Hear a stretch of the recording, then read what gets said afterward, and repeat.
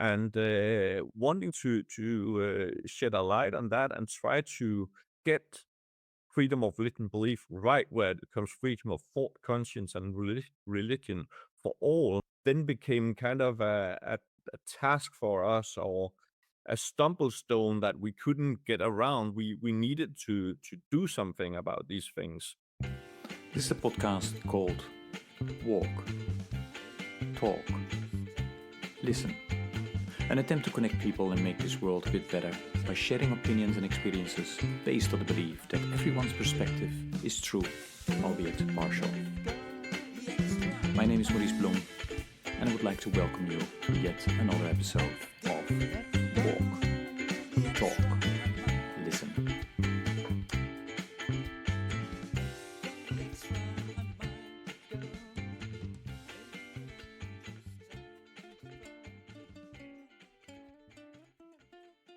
Okay, good day, everybody. This is another episode of the podcast Walk, Talk, Listen.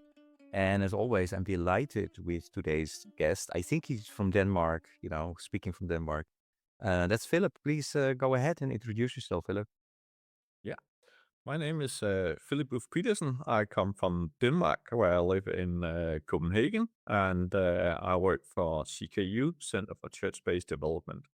I will tell you more about that later, but I will start to just share a little bit about my upbringing. I was brought up in a family with 4 siblings, so I have 3 brothers and a sister.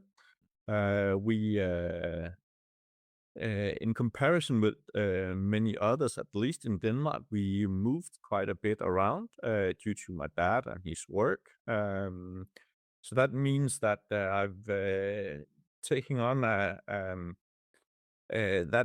has influenced the way I am as a person, but also that both my mom and dad were active in the local folk church and were working there with the social work for my mom's part and more all the church stuff, preaching and arranging different things for my dad's part. So that was a bit of my early years. Then I studied political science and background in development and international relations as well. It was an interest that came from working or both voluntarily with different work related either to social work at home or abroad. So that interest kind of grew on me. Then I went traveling when I was 19. I went to South America, North America, Canada, and were away for more than 6 months on that trip. I've been traveling a lot in Europe, especially Eastern Europe, and meeting people from different paths of life and experiencing their struggle, their happiness, and being together with them was something that influenced both my choice of study in political science, development international relations, but also my career path. I started working for CKU, Center for Church-Based Development, almost 10 years ago now. Mm. CKU is an umbrella organization of 37 churches and church-based organizations in International Development Cooperation. And our role is as an umbrella organization to build capacity for development work, to take care of the interests of our member organizations in relation with the public authorities in Denmark. But then we also administrate funds on behalf of the Danish Ministry of Foreign Affairs for their development cooperation abroad. And in Denmark, development is defined as fighting poverty and promoting and protecting human rights for all. So that was a bit about me Yeah. and my Uh, professional background.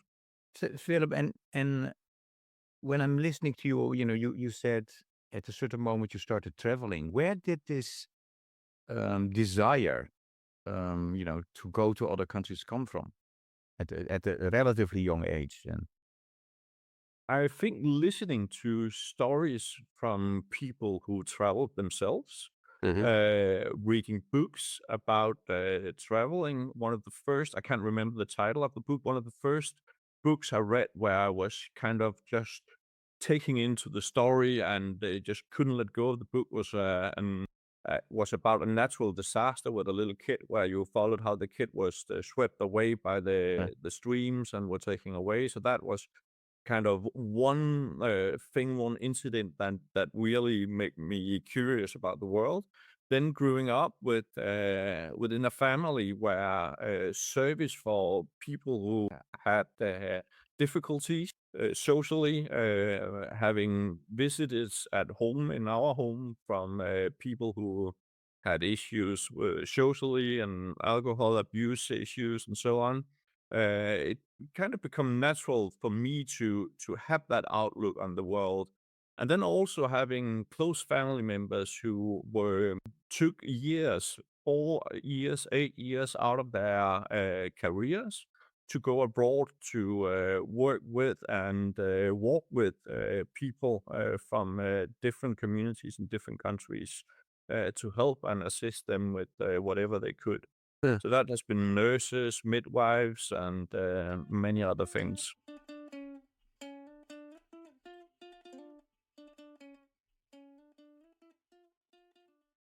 and that uh, desire or curiosity, to travel to other countries, look at other cultures. Is that also something that you see in your siblings? Not as much, no.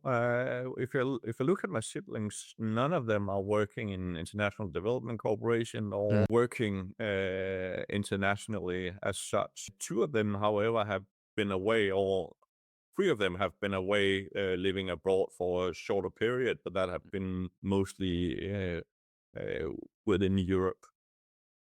Okay. Yeah.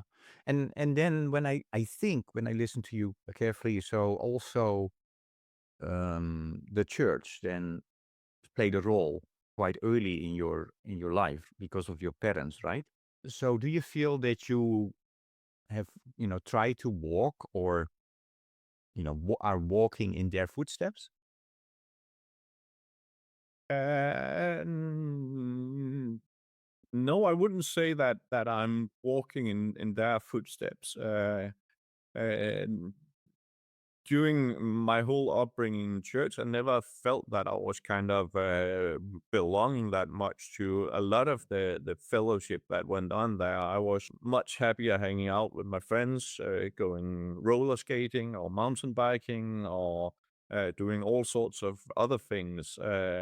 And the whole institutional side of church and religion was kind of hard for me to fit into. However, I found in as a Boy Scout in Boys Brigade, I found that there was a fellowship also being in nature and being able to just hang out, enjoy the fellowship with others. That there were other expressions that what you found on a Sunday in a church. Okay. But you did end up working for, an organization that is where faith is important, right? So how did that happen? Why did you, apply for, for that particular job while your background not necessarily would have put you in that direction, correct? I mean, your educational background, I mean, yeah. Sure. Yeah. I think that my main interest while I was studying were the cooperation and collaboration you have and the innovation that went on between public authorities and civil society. And looking into that, my own upbringing and my own experience of a welfare state that, even though it's massive in the Danish setting, still had its flaws and still were dropping. People were falling behind or falling in through the net, so to speak. And then having the opportunity to reach out to them and to help them became a natural kind of ministry or a way to bring service to other people and be a proper or good fellow human being helping people that come on your path. Okay. Yeah. Um, No, thanks, Philip. So you've worked for many years now at the intersection of freedom of religion or belief, development, policy, engagement. Um, I think often behind the scenes, sharpening learning processes and influencing how institutions think. Um, so, so for some people, that freedom of religion and working on these issues can easily sound abstract or legalistic. But in your work, it clearly connects to very human realities.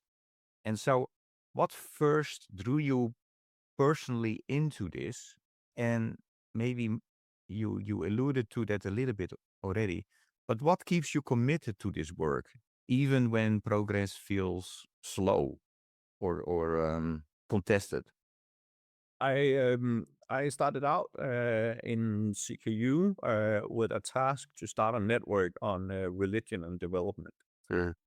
That network was a network of faith-based actors, of secular actors, and government here in Denmark, where we wanted to have a focus on what religious actors, how they influence the development processes that we are involved in. Through that work and starting that work up, we also worked on human rights.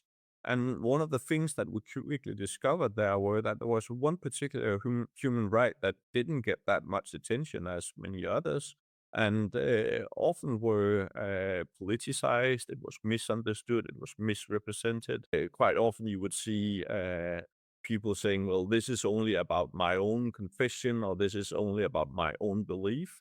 And wanting to shed a light on that and try to get freedom of religion belief right where it comes freedom of thought, conscience, and religion for all, then became kind of a task for us or a stumble stone that we couldn't get around. We needed to do something about these things.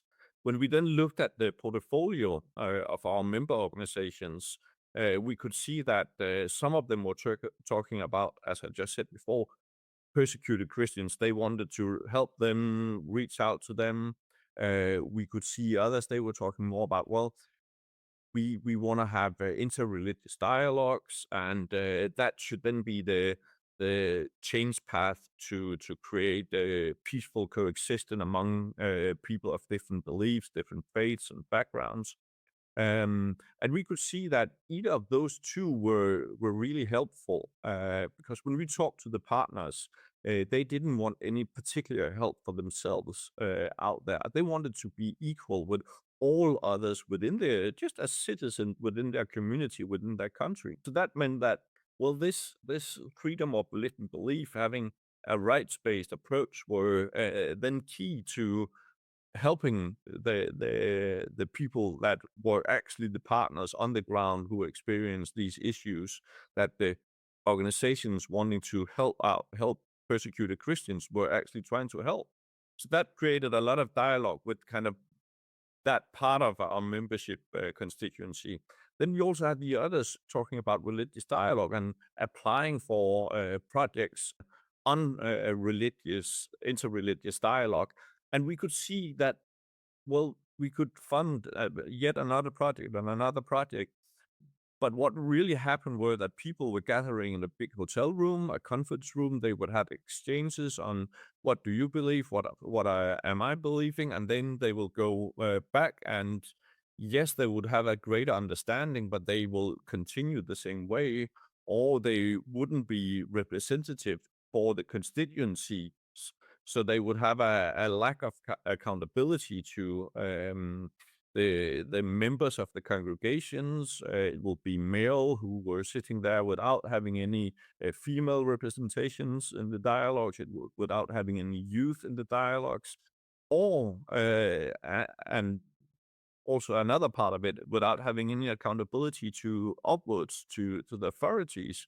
So we would see that nothing changed in terms of impact that were sustainable in these contexts, even though we have had supported many dialogue projects. So that made us go back to the core of Danish development assistance being fighting poverty and promoting human rights for all, a human rights-based approach.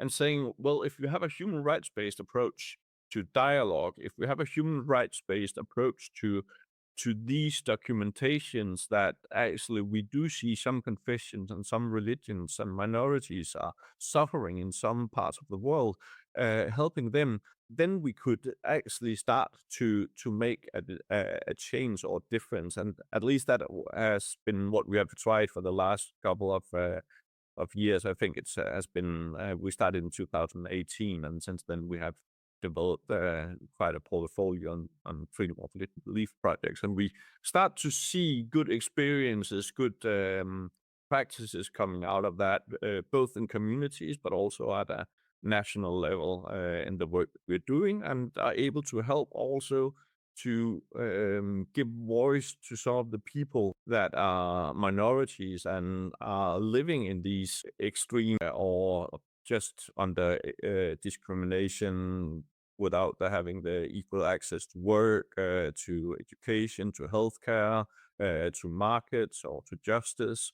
Giving them a voice, not only within their state, but also internationally in relation to the UPR processes in the UN system and so on.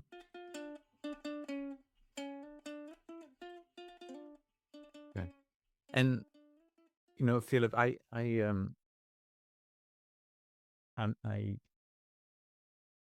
you have a lot of experiences in facilitating these type of dialogues and ensuring that more people are being heard. Um, but from what you have seen, what do we still misunderstand or oversimplify? Um, you know, around these.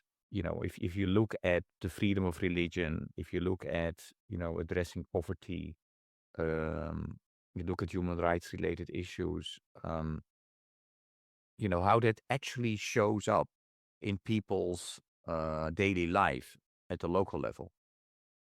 Oh, it's a big and hard question to answer. Yeah.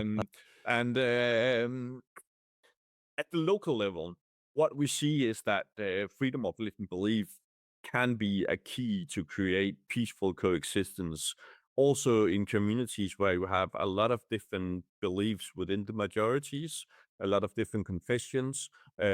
Also, in communities where you have a minority majority issue, when you start to recognize your own right, and then having the view that, well, if this is my right, then it's also the right of my neighbor. Then it start becoming something that, well, we can agree to disagree. We can agree to have different kinds of beliefs, and that is helpful for kind of a peaceful coexistence.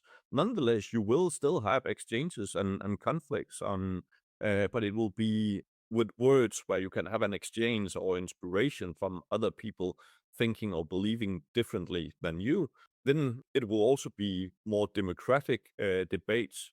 Because in the end of the day, religions is about imagining, or is also about imagining different society that we have today, a better society, and then discussing how can we reach that better society becomes one of the effects of having freedom of thought, freedom of conscience and religion. And that makes the thought work a practical work to promote democracy as well as peace.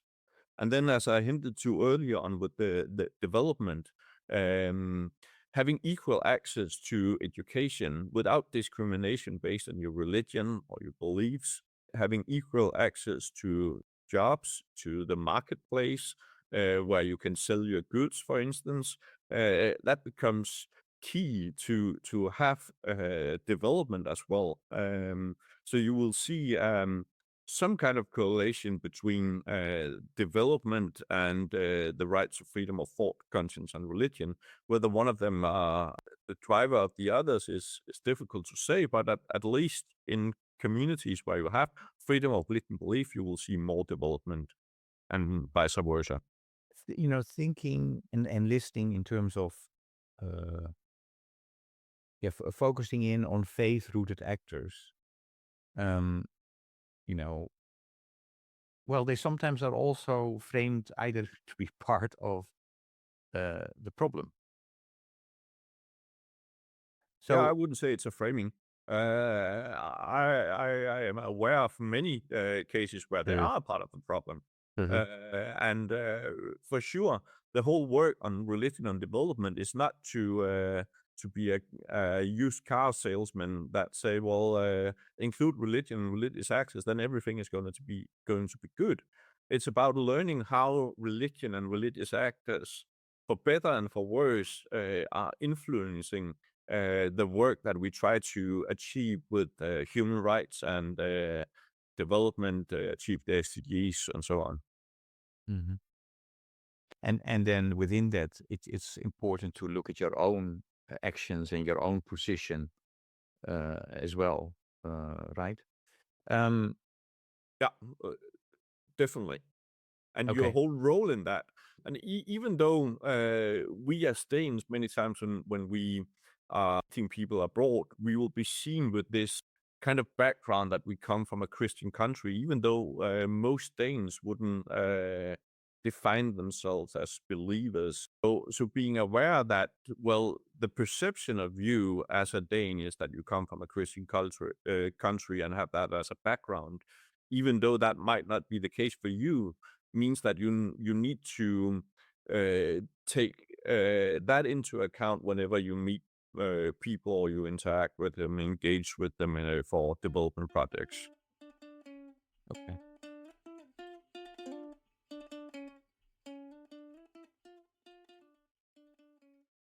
Um, Philip, if we are talking about um, you know, moving this world forward in a sense of making it more sustainable, more just, um, the world did come up with the Sustainable Development Goals.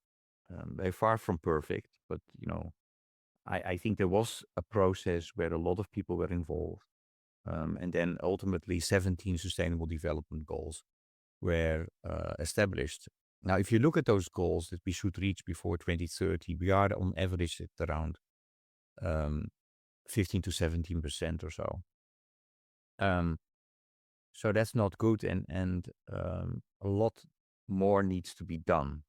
And um, anyway, I've two questions maybe around this to you, and the first one is. I know that you're familiar with SDGs. I'm not going to ask you are familiar, but what do you like the listeners to know about the Sustainable Development Goals? That's one. And then the second part of my question is um, about this growing group of people that said, one of the reasons that we are not reaching those SDGs is because we are not paying proper attention to the abilities, skills, and knowledge that you need as an individual and as a community. And then they came up with the inner development goals: being, thinking, relating, collaborating, and acting. So there, and that's related with 25 skills like forgiveness and critical thinking and compassion. So, so the second part of my question is: have you heard about the inner development goals, and what are your thoughts about those? So first SDGs and then IDGs. And please help me to remember all the questions and help Yeah, me to I come will. back to answering both of them. First of all, um, I tend to have a very positive outlook, also when it comes to the SDGs. Even though Mm, we have a lot of many good reasons to say, well, this is not achievable anymore, and be pessimistic about it when we see the developments that goes on. I would say that. Well, I still think it's possible, and it can be because I'm too optimistic, but it's still possible to achieve the sustainable development goals. We still have 5 years, and but it will require that we make some drastical change, both as individuals, as communities, organizations, as nations, and also internationally. And in order to see those changes happening, I really think that the inner development goals that you're introducing, I didn't know about them before we had our exchange here, but working on anchoring this change within the hearts and minds and actions of leaders today is key. And I don't see any other better way of spreading that than also having a focus on the inner development goals. When I hear about the inner development goals, I have this tendency to look at it through the lenses that I'm used to looking at things from. And when I look at, for instance, people who are concerned about their inner well-being, whether they use psychology as a pathway or they use spirituality, uh, there is this tendency of being too crammed up in your own stuff and in your own little circles. If you are moving just outside your own self, then it will be your own family or it will be your own community. But there I was thrilled to see that the inner development goals, they are actually linking it to action as well. So being actionable is, to me, one of the great things about the inner development goals. In my own job, we have worked with the SDGs, and we have linked the SDGs up to the Christian faith and belief. And I have actually made a whole book that helps you reflect on your faith and your belief for each one of the SDGs, and then to transform that into action within your community in the way that you engage politically within your country and also internationally and globally. So the SDGs, they are still possible to achieve. We shouldn't give up on them. We should, but we need to make a change in the way that policies are being implemented currently to support and to achieve them. Even with my optimism, it doesn't look good currently. So, Mhm. and then linking up with your inner change and linking that up with action would be a really, really good tool. So I hope that kind of Yeah, answered yeah. the broadness of your No, and question as well. especially fascinated about your reference to the a book that you made. Is that only in Danish or Danish, or is that also in English Uh, available? we covered it from Norwegian to Danish, so it's available in Norwegian and Danish. And then we were in contact with people wanting to translate it to Swahili. But I think the whole translation process stopped there. So we're only talking about Norwegian, Danish, and Swahili in some kind of version. Okay. And not English currently, but it could be interesting to do that as well. Yeah. No, we should talk, offline about this because you know that I also work for this for the organization JLI, the Joint Learning Initiative on Faith and Local Communities, and we definitely are um, exploring actually to look at the inner development goals from a faith perspective. So there, the work that you have done would be of real interest and be part of that discussion. Similarly to, I've had quite a number of staff who are working for Akwe, is a youth network, and they developed interfaith development goals. So that's also kind of interesting. So it's good to see that different people, are working and basically on maybe on the same things or similar things. So how do you ensure to cross fertilize that further? Um, Philip, you were alluding to, about, it looks grim, but you need to keep hopeful. We need to continue working. So how do you personally stay grounded in complexity without retreating into easy answers or, rigid positions? Um, what I enjoy the most is the best thing whenever I feel discouraged Hmm. is to go to our general secretary or our international director and tell him that and ask whether they have a monitoring trip available where we have some of the projects that needs to be monitored because that exposes you to the communities and the people on the ground who still are working for these issues. And for them, each little step or closer to reaching one of the sub indicators for the SDGs is a life changing experience. And that is something that really drives me to see that change happening. Then combining that with the systemic and change and transformation that we are working on, getting a greater priority to freedom of belief, for instance, or getting a greater priority to work where you combine the interreligious dialogue with what we call a diapraxis, where you, from different communities or different religions or beliefs, work together to solve issues within your community. For instance, reaching one of the SDGs or working to take steps in the right direction there. That is something that really, really drives me to see those concrete, practical stories from the communities, as well as seeing the changes that we are actually able to make in Danish foreign policy, or when we see changes in the EU and their development policies that helps enable people and organizations and countries to achieve the SDGs. All of those things are kind of very motivational for me. The changes that occur.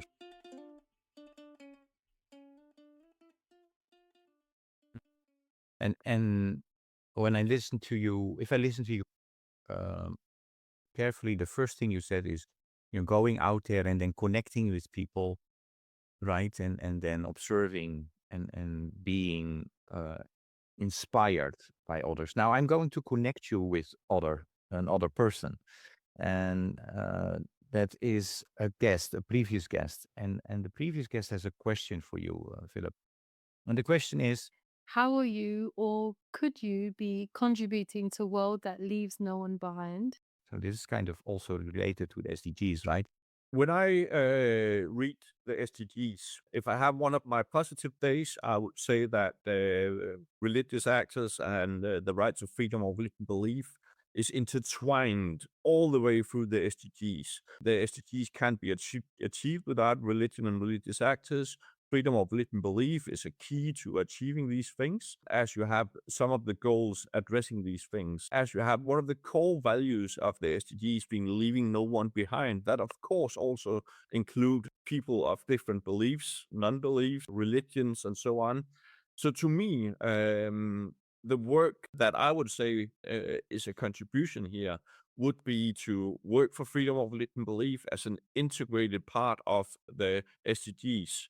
Being a bit more negative or skeptical, or working for some kind of change, or looking beyond 2030, would be to have freedom of religion belief included in the next set of development goals that we will have to develop to create a better world. Because currently, freedom of religion belief is only included under a reference in SDG 16 on just society, where it sets fundamental rights, and some include freedom of religion belief as a fundamental right. And then it's included in SDG number 10 on equality, where religion is one of the parameters you assess inequality on. So that will be my kind of, on one side or the other side, take on this. I will continue to work for freedom of religion belief for all as an integrated part of the SDGs, and would hope that it will become and get a more prominent space in what is to follow the SDGs.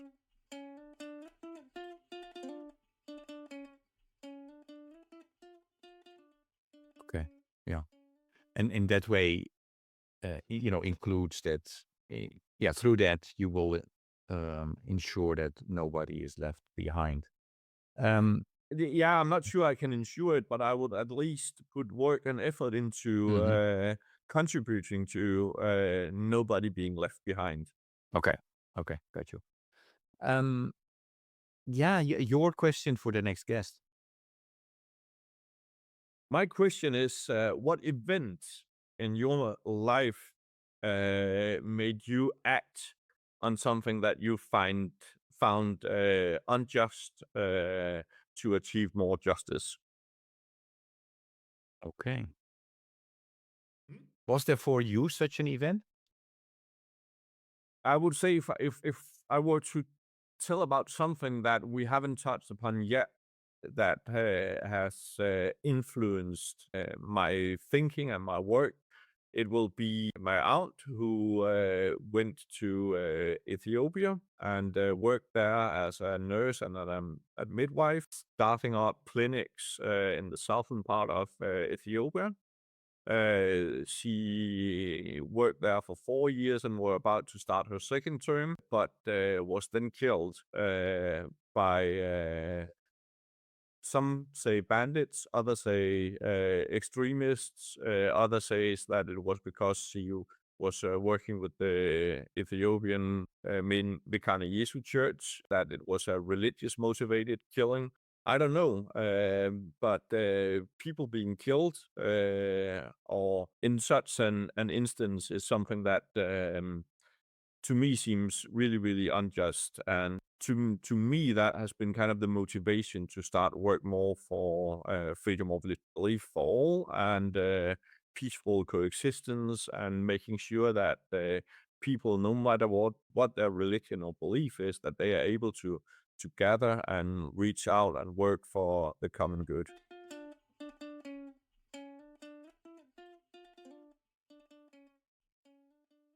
Well, and I'm sorry about that. Um, and yeah, thanks for sharing, Philip. And so when you look ahead, say, 10, 20 years, so what gives you hope that conversations around freedom of religion or belief can become more constructive, more locally rooted, um, and more transformative? The next step I see from our side, we have just made an evaluation of the first 5 years of having a pool fund for freedom of religion belief projects.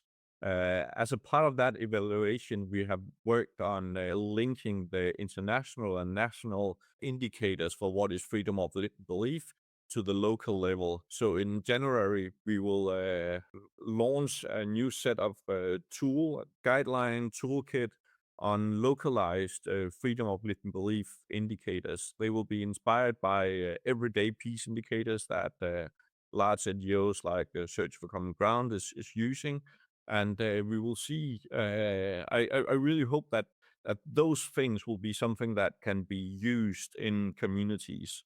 Then I'm also positive about the new opportunities and possibilities that technology are providing for us, where we could do trainings and learn from each other across borders. We, for instance, in a Fork Learning platform, Northrop consortium that we are part of in CKU, we are able to train trainers across the world on an online platform, giving them access to all sorts of resources and materials that they can use, both for resources they can use for parliamentarians, for journalists, but also a local change makers guide that can be used by leaders or people within a community that want to see a change there. They can download it all for free. They can on their phones. They can print it and go to the remote areas, even in Nepal or in sub-Saharan Africa, and use these materials in their own language to then train and start a dialogue on development and freedom of religion belief for all. So that is another opportunity where I really see that the technology that we have today is enabling us to be a community that learn from each other and help each other to achieve change. Mm. And it's fantastic to hear. Um, and nevertheless, what I've heard from lately from many people working in this sector, let's call it the sector for now, yeah, there is less and less money available. How is it in Denmark, by the way? I mean, it seems that there is a trend, like a lot of governments are saying, there is less money available because we need to strengthen our defense budget. Yeah, what do you see in Denmark? In Denmark, we have seen a priority from the Danish Minister of Foreign Affairs, from the government, where they have said that they want to maintain 0.7% of the gross national income for international development cooperation, ODA, DAC funding. So that is to me really, really positive. And as the economy is in Denmark is growing, that also means that the aid budget is growing. However, being a senior political advisor, I'm also able to analyze the numbers and the figures. And we do see that more of the aid budget goes to migration work, working with migrants in Denmark. We see a larger part of the Danish development aid budget going to Ukraine and for development, humanitarian assistance, and peace work there. Which means that what you classically would think of as being development cooperation, working with the most vulnerable, the poorest of the poorest, gets less priority in the altogether aid budget. However, in Denmark, we have seen that they maintain this, and we have in real numbers seen an increase this year, and we'll see it as well next year as far as the economy tend to grow and continue its positive progression so far. Okay, that's something to be hopeful Yeah, but about. Yeah. then again, looking just to Sweden, to Germany, to the UK, to the US, we do see that countries that used to really take a leading role in reaching out to communities, assisting them, saving lives, are making other priorities currently. And that is, of course, when you look at then the global aid budget, is really damaging for the work that we have seen so far, but also it must be an encouragement to others to step up, whether they are religious actors, companies, other countries, to see and find ways where they can contribute to development and, in consequence, also to just save lives with humanitarian assistance.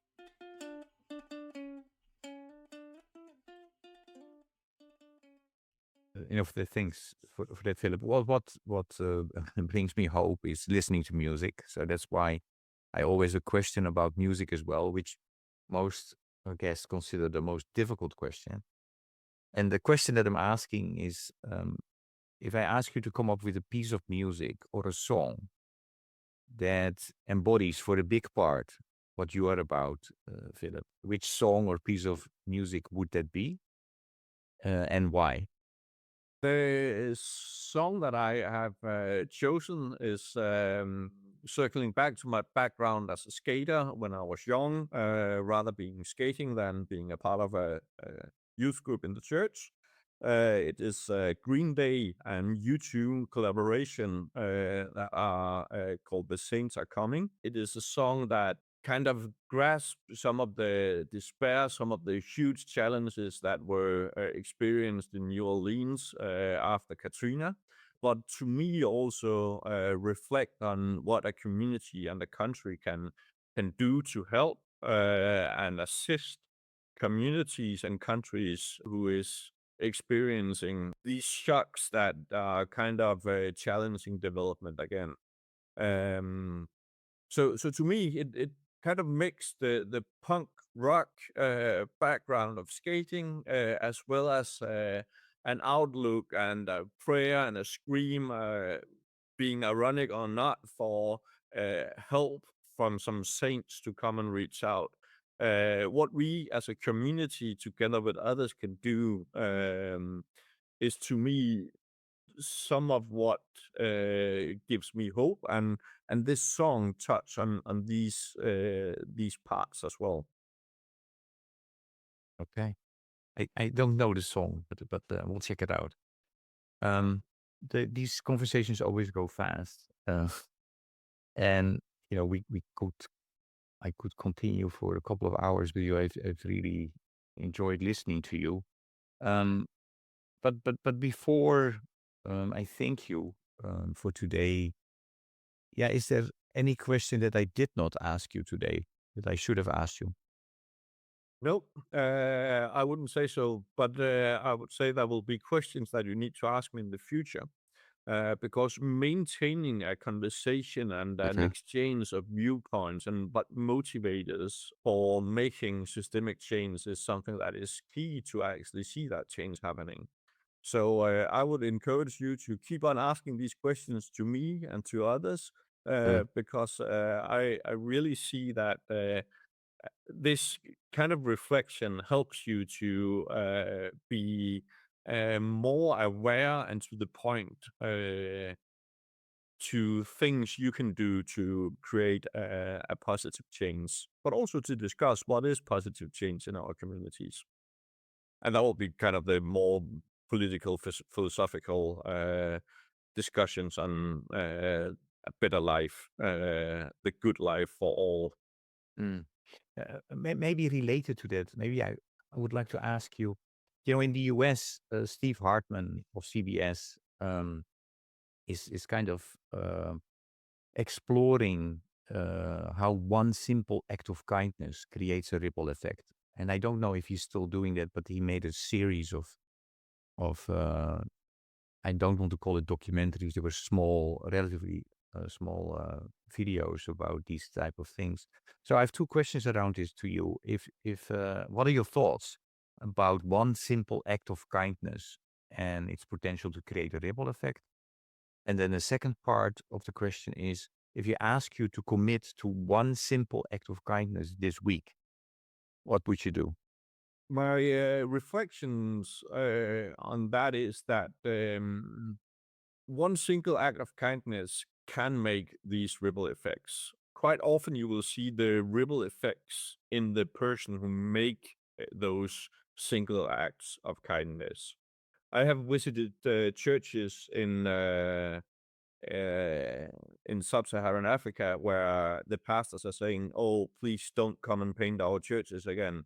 They don't need to be painted anymore. We need some systemic change." And that will be kind of my brain going in and becoming focused on. We also need all the simple acts of kindness needs to contribute to the systemic change, the structural change that is needed for a more just society and a more just world. So yes, it can make a change, and the change will be bigger within you than in many times the person that you're doing the kind act to.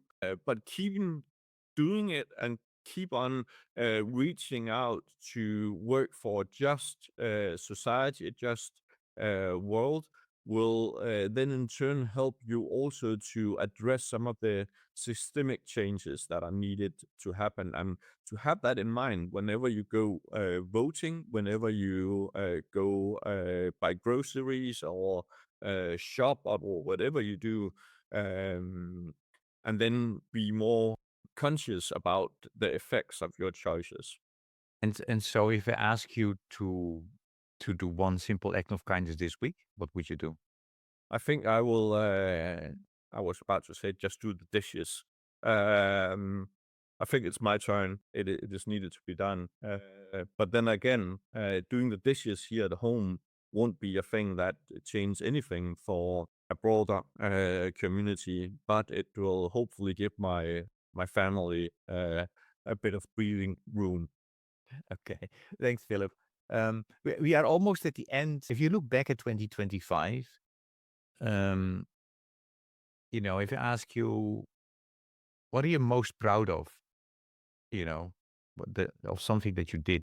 I try not to be proud of things. So if I were to pinpoint something that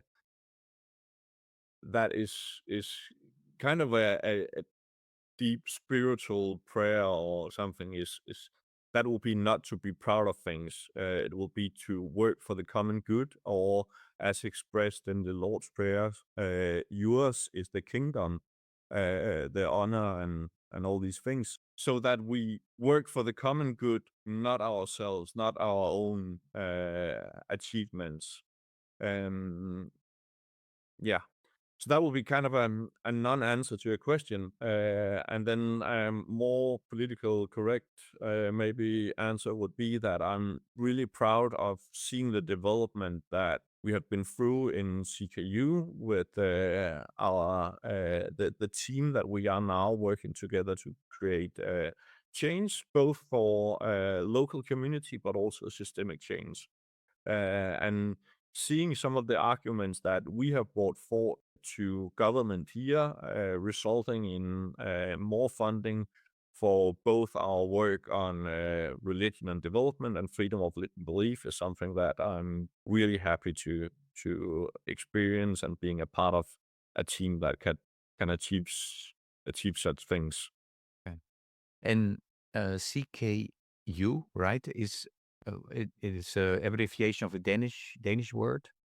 It's abbreviation of Center for Church-Based Development, but in Danish, yeah. Okay. And they have a you have a website as well where people can check out. And is it in English as well, or only in Danish? Yes, we have a website, and it's also available in English. It's cku.dk.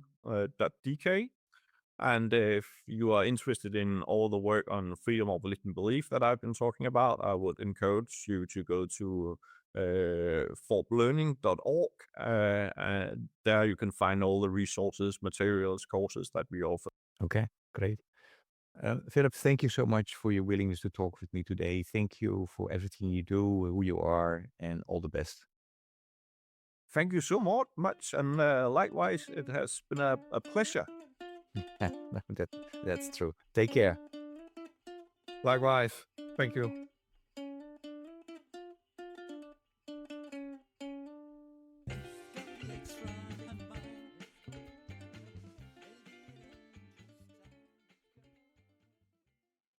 Thank you for listening to Walk, Talk, Listen.